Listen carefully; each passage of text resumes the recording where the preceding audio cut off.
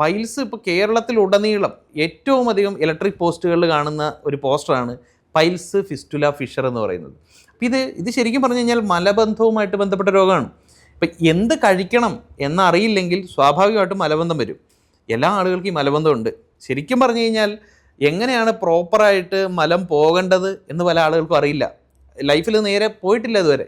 അപ്പോൾ അതറിയില്ല. ഈ മലബന്ധത്തിൻ്റെ വിവിധ ഭാവങ്ങളാണ് ഈ പറയുന്ന പൈൽസ് ഫിസ്റ്റുല ഫിഷർ. അപ്പോൾ അതിന് ട്രീറ്റ്മെൻറ്റ് എടുക്കുമ്പോൾ പൈൽസിന് ട്രീറ്റ്മെൻറ്റ് എടുത്തു കഴിഞ്ഞാൽ അടുത്ത് ഫിഷർ വരും, ഫിഷറിന് എടുത്തു കഴിഞ്ഞാൽ അടുത്ത് ഫിസ്റ്റുലയായിട്ട് വരും. അപ്പോൾ പ്രോപ്പറായിട്ട് ഭക്ഷണം ശരിയാക്കുക. ഇപ്പോൾ നമ്മുടെ ഹോസ്പിറ്റലിലേക്ക് ആളുകൾ വിളിക്കുമ്പോൾ ഡോക്ടർമാർ നമ്മളോട് പറയാറുണ്ട്, ഈ പേഷ്യൻസ് വിളിച്ചിട്ട് ഇവർ അനുഭവം പറയുന്നത്, രാവിലെ ജോലിക്ക് പോകണമെന്നുണ്ട്, പക്ഷേ ജോലിക്ക് പോകാൻ പറ്റില്ല, കാരണം ടോയ്ലറ്റിൽ പോയിട്ട് വരുമ്പോൾ അസഹനീയമായ വേദന. അപ്പോൾ ആൾക്കാർ വിളിച്ചിട്ട് കരയാണ്. 11 മണി 12 മണി വരെയാണ് കട്ടിലേക്ക് കയറി കിടക്കുന്നത്. ഇതൊരു മനുഷ്യനോട് പറയാൻ പറ്റുന്നില്ല. ബ്ലീഡിങ് പൈൽസൊക്കെ വന്നിട്ട് സ്ത്രീകൾ വെക്കുന്ന പാട് ഉപയോഗിച്ചുകൊണ്ട് നടക്കുന്ന ആണുങ്ങളൊക്കെയാണ് ഹോസ്പിറ്റലിലേക്ക് വന്നുകൊണ്ടിരിക്കുന്നത്.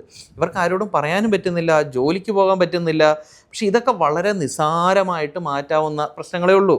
അതായത് ഒന്ന്, ഈ മലദ്വാരത്തിലേക്ക് വരുമ്പോൾ അവിടുത്തെ മസിലുകളുടെ ശക്തി നഷ്ടപ്പെട്ടു.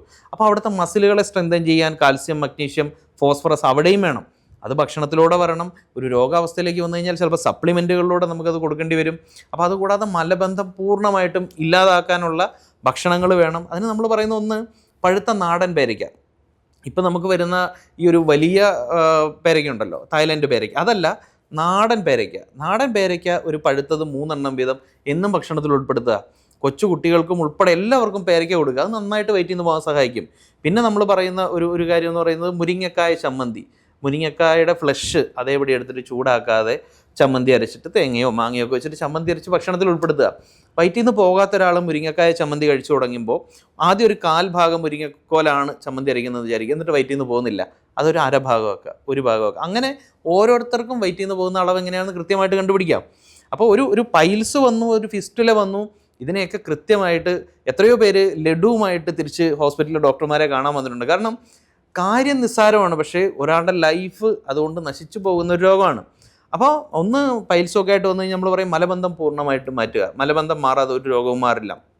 മലബന്ധം മാറ്റുക, മലദ്വാരത്തിലെ മസിലുകൾക്ക് സ്ട്രെങ്തൻ കിട്ടാനുള്ള സപ്ലിമെൻറ്റുകൾ കഴിക്കുക. അത് കൃത്യമായിട്ട് ചെയ്ത് കഴിഞ്ഞാൽ, അപ്പോൾ അതുകൊണ്ട് തന്നെയാണ് പൈൽസിനുള്ളതും ഫിസ്റ്റുലയ്ക്കുള്ളതും കിറ്റായിട്ട് മാറിയത് ഹോസ്പിറ്റലിൽ. കാരണം അതിനും ആവശ്യക്കാർ ഭയങ്കര കൂടുതലാണ്. അപ്പോൾ കോമൺലി ആളുകൾക്ക് നോളജ് കംപ്ലീറ്റ് ആയിട്ട് നഷ്ടപ്പെട്ടു.